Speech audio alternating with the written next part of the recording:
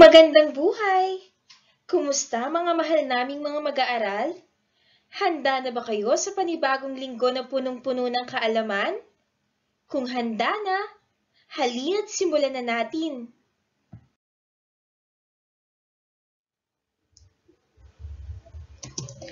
Para sa linggong ito, kayo ay inaasahang una, makapagbibigay kahulugan sa mga mahihirap na salitang ginamit sa akda batay sa denotatibo o konotatibong kahulugan. Pangalawa, maihahambing ang ilang pangyayari sa napanood na telenovela sa ilang kaganapan sa kasalukuyang lipunan. Bago tayo magpatuloy, sagutan muna ang gawain sa pagkatuto bilang isa. Para sa gawain ito, bigyang kahulugan ng mga sumusunod na salitang nasa hanay A mula sa hanay B. Tandaan, isulat ang iyong sagot sa intermediate pad.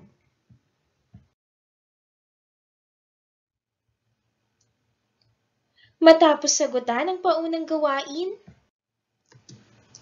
sa inyong palagay, tungkol saan kaya ang ating aralin?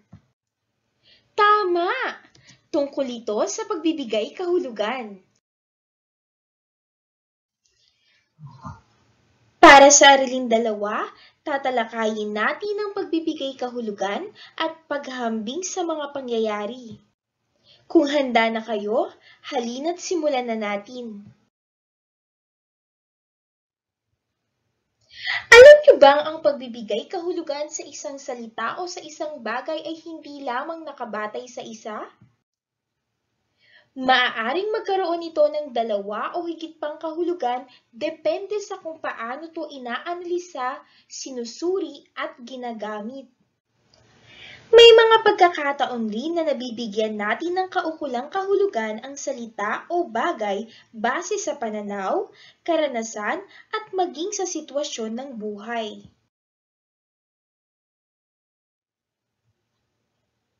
Sinasabing ang pagpapakahulugan sa isang salita ay tulad din ng pagpapakahulugan ng buhay ng tao.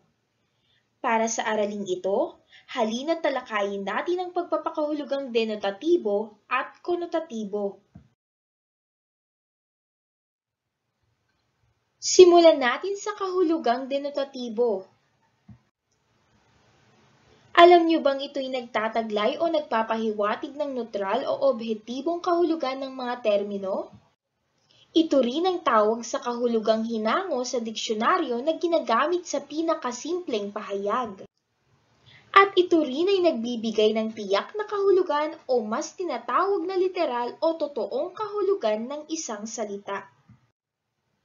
Kung titingnan nga ang pagpapakahulugang denotatibo ng isang salita at buhay, halos walang pinagkaiba, parehong mababaw o literal ang kahulugan.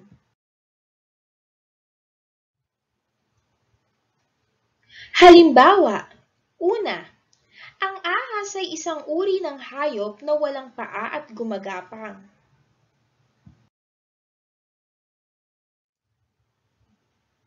Pangalawa, si Mario ay kumuha ng bato sa ilog upang gawing palamuti sa kanilang hardin. Mula sa mga halimbawa, masasabi nating ang mga salitang ahas at bato ay nasa denotatibong pagpapakahulugan. Dahil ito ay literal na kahulugan ng isang salita na matatagpuan sa diksyonaryo. Dumako naman tayo sa kahulugang konotatibo. Alam niyo bang ito'y tumutukoy sa isang ekstrang kahulugang taglay ng isang salita depende sa intensyon o motibo ng taong gumagamit nito? Ito rin ay tumutukoy sa iba't ibang kahulugan na ibinibigay sa salita depende sa intensyon o agenda.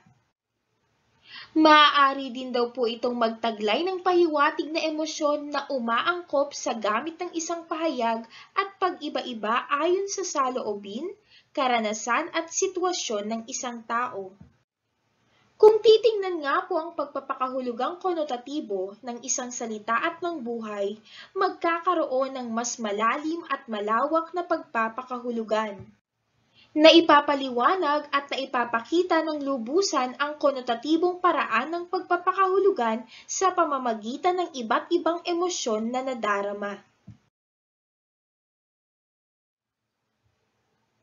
Halimbawa, una, isa kang ahas dahil sa pantatraydor mo sa ating kaibigan.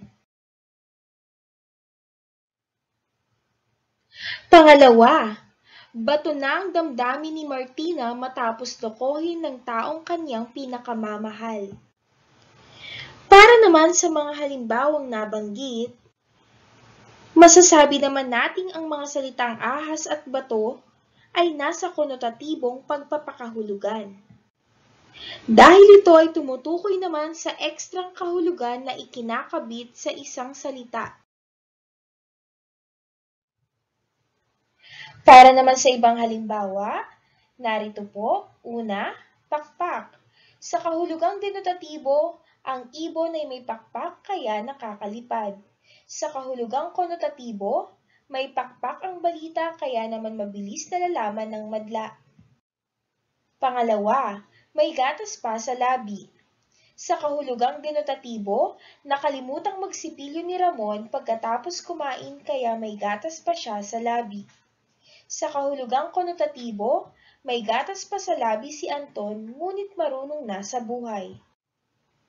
Muli, tandaan po na kapag sinabi nating denotatibo, ito po ay literal na kahulugan ng isang salita na matatagpuan sa diksyonaryo.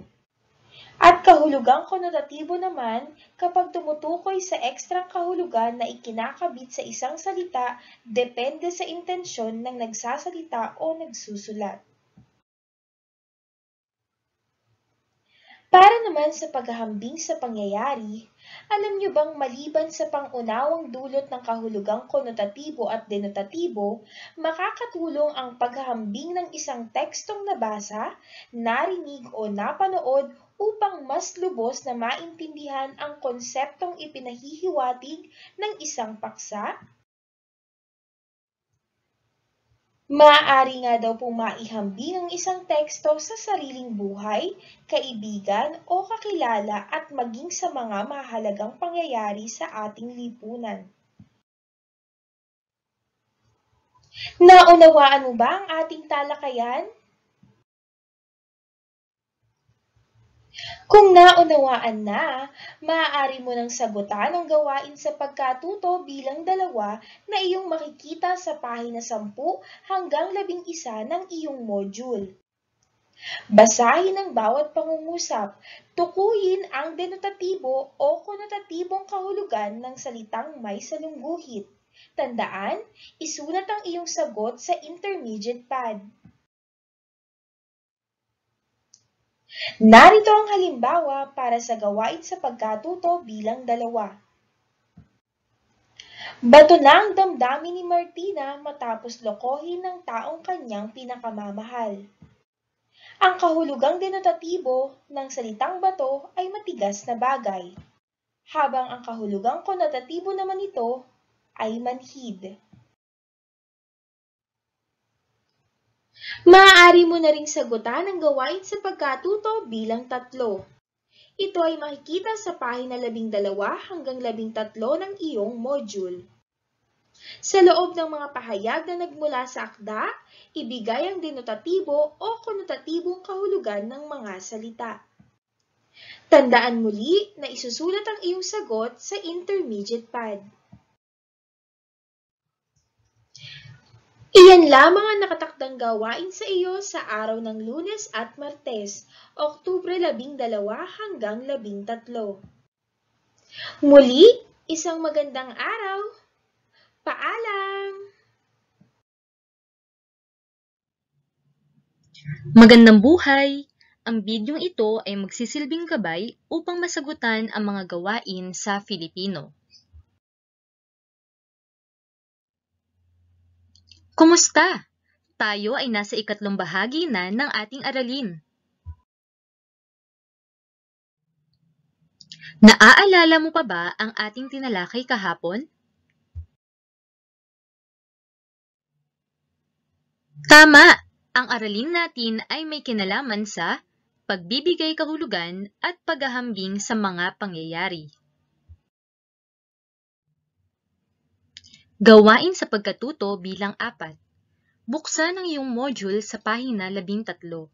Gamit ang mga pahayag na nasa loob ng kahon sa gawain sa pagkatuto bilang 3, ihambing ang bawat isa sa mga mahalagang pangyayari sa ating bansa, sa Asya o sa buong mundo. Pagkatapos, ipaliwanag kung papaano sila nagkatulad o nagkaiba. Narito ang halimbawa para sa gawain sa pagkatuto bilang 4. Pahayag bilang 1. Tinuyo ng nagdadalamhating ama ang kanyang mga luha at saka tumayo. Mayroon siyang naisip. Mula ngayon, magiging mabuti na siyang ama. Dinukot niya sa bulsa ang perang binigay ng kanyang amo sa asawa na inabot naman ito agad sa kanya tulad ng nararapat. Sagot, ang pahayag na ito ay maihahambing ko sa buhay ng ibang Pilipino sa kasalukuyang panahon. May mga ama na nagkaroon ng pagkukulang sa kanilang mga anak. Tulad sa pahayag, ang kanilang pagkakatulad ay may mga ama na nagbago rin para sa kanilang anak at napagtanto ang kanilang pagkakamali. Ngunit ang pagkakaiba naman ay may mga ama na hindi na talaga nagbago hanggang sa huli. Narito ang rubrics para sa gawain sa pagkatuto bilang 4. Nilalaman 10, mga salitang ginamit sa paghahambing 7, kalinisan at kaayusan 3, kabuuan 20 puntos. Gawain sa pagkatuto bilang 5. Buksan ang pahina 14 ng iyong module. Pumili ng iyong paboritong telenovela. Sagutan ang talahanayan sa isang intermediate pad. Narito ang halimbawa ng gawain sa pagkatuto bilang 5. Ang paborito kong telenovela ay Ang Kadenang Ginto. Mga tauhan, Marga, Cassie, Romina, Daniela, Robert, at mga lugar ng pangyayari sa tahanan ng Mondragon, sa paaralan, at sa kumpanya.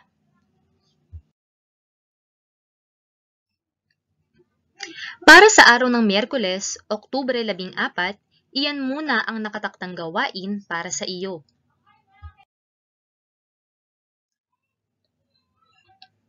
Magandang araw! Ang bidyong ito ay magsisilbing gabay upang inyong masagutan ang mga natitirang gawain sa Filipino.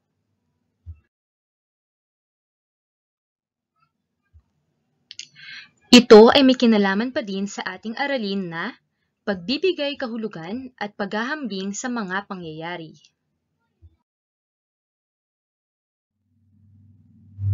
Lubos akong nagagalak dahil ikaw ay nasa huling bahagi na ng ating aralin. Tara na, simulan na natin! Iminumungkahi na inyong masagutan ang mga gawain sa bidyong ito ngayong Oktubre 15, Huwebes.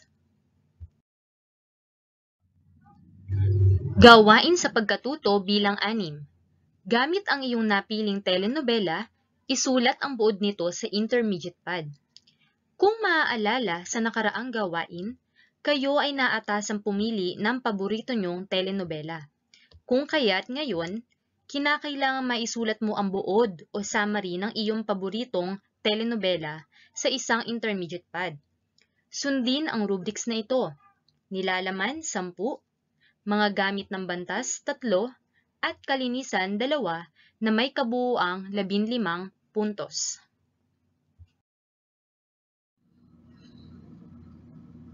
Narito ang buod ng telenobelang Kadenang Ginto.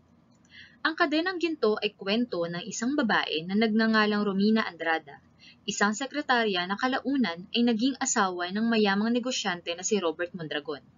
Pinakasalan ni Robert si Romina kahit ito ay nagdadalang tao na, bunga ng isang pagkakamali.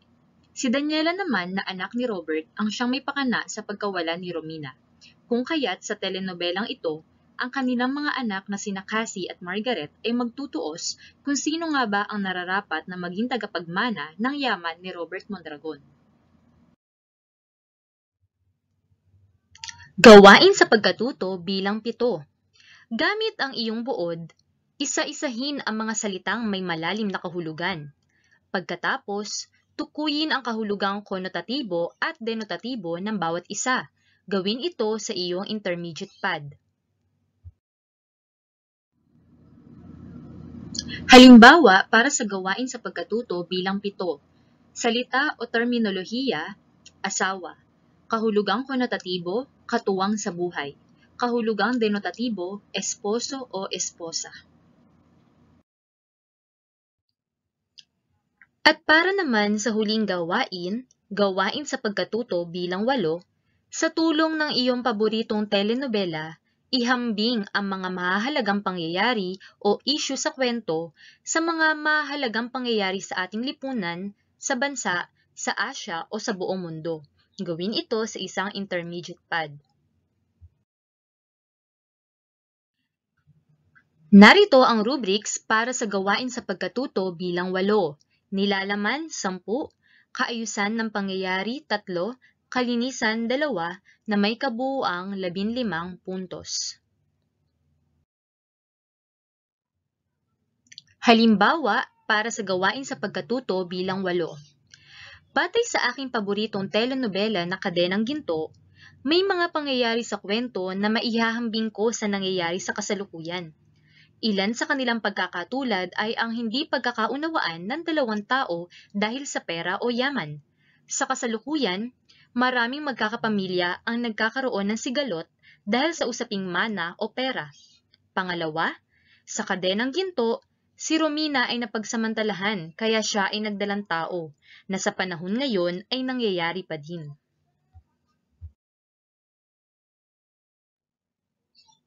Natapos mo na ba ang 8 gawain para sa Aralin 2?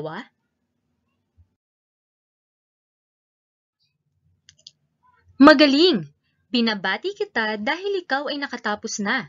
Sa susunod na aralin uli. Paalam!